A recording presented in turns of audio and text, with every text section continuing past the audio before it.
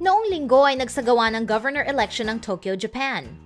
Nai-report namin noon ang 5 kandidato para sa posisyon. Maraming paninira ang ginawa ng mga politiko sa isa't isa at ang mga kumakampanya para sa mga kandidato rin ay nang slander para lang mas maraming bumoto sa gusto nilang kandidato. Pinanood ng marami ang news reports tungkol sa eleksyon na ito sa Japan, pero pagdating ng araw ng pagboto ay wala masyadong tao ang nagpunta. Maaring dahilan nito ang mabigat na nyebe na bumagsak sa Tokyo isang araw bago ang botohan.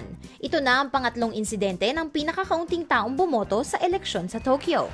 Salamat sa halos 20 centimeters o 8 inches ng nyebe na bumagsak noong Sabado ng hapon sa Tokyo, hindi nagsilabasan ng bahay ang mga residente para bumoto noong linggo.